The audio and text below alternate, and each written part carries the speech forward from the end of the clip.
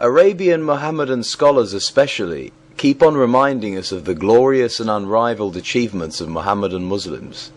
How accurate are their claims compared with those of the so-called unbelievers?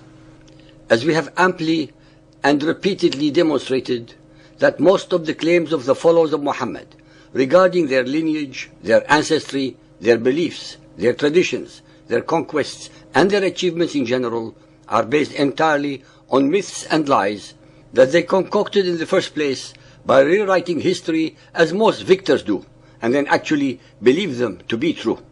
As Hitler demonstrably proved that a lie, the bigger it is and the more it is repeated, becomes a truth. He, like his mentor Muhammad before him, knew exactly what to do with lies. I shall now make a resume of some of the revelations that we made in numerous earlier chapters of ours regarding the following facts. Muhammad in his Quran asserts, as we all know anyway, that the Arabs were mostly illiterate and had no knowledge of previous revelations. Most of the Arabs of the Hijaz especially, where Muhammad grew up, were nomadic or semi-nomadic, unlearned and simple people.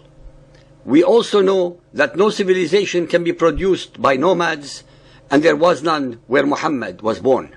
The Muhammadan Arabs were hordes who conquered many of the greatest civilizations of the time.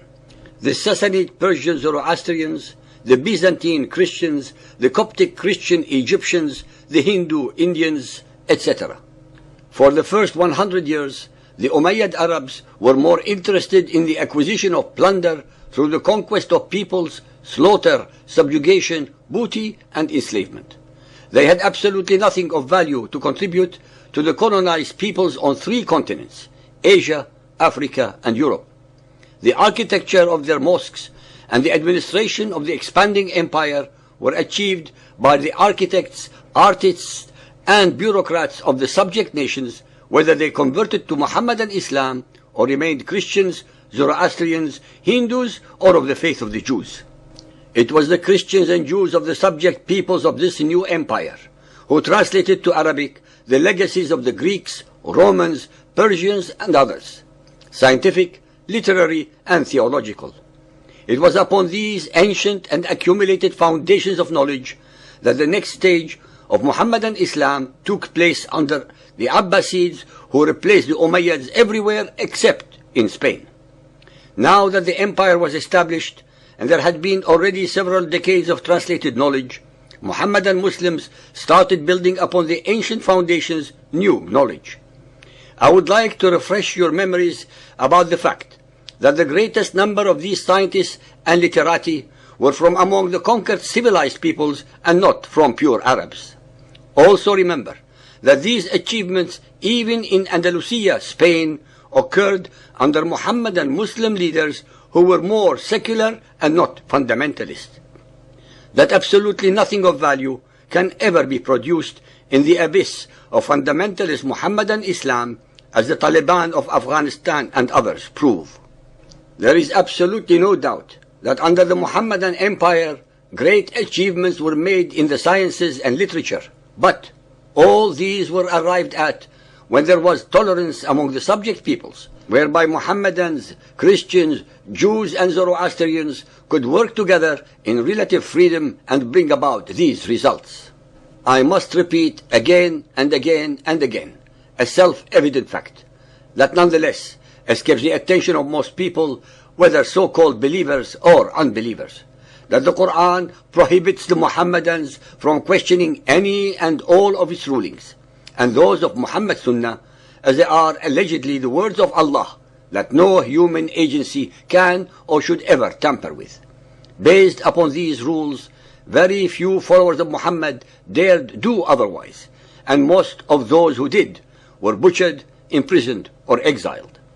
Mohammedan Islam cannot allow investigation or inquiry because that would actually reveal the facts and truth about it, thus exposing its mendacities, abnormalities, irregularities, and its contradictions of the biblical originals. Mohammedan Islam can only exist under tyranny, ignorance, brainwashing, and utter stupidity. Although these are harsh words, nonetheless, they represent the facts and reality, as I shall now show. during the 500 years from 1450 to 1950, from among the hundreds of millions of Mohammedans, no one can name 3 Mohammedans who have contributed anything of value to the advancement of humanity in any way, shape, or form.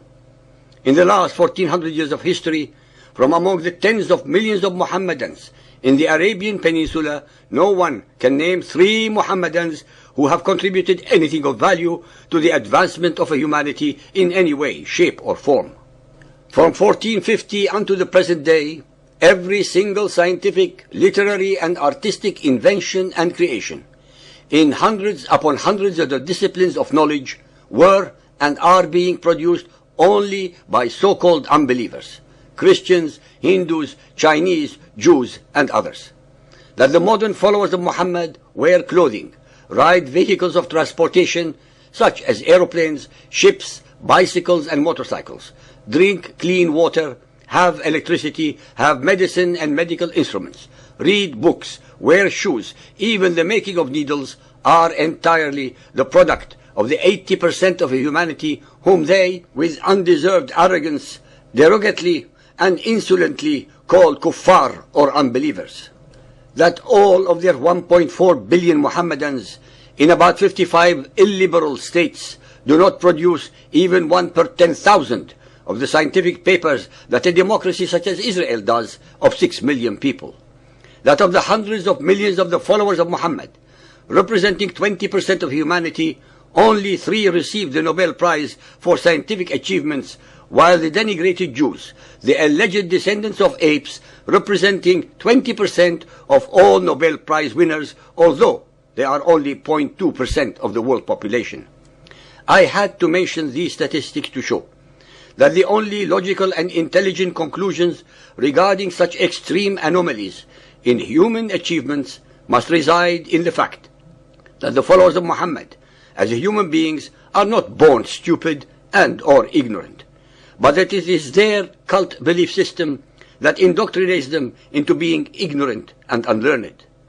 I sincerely hope that some of the followers of Muhammad who listen to these revelations and statistics will have second thoughts and start investigating, learning, comparing and contrasting the scriptures and literature of the so-called unbelievers, and may then change their mind about their cult belief system.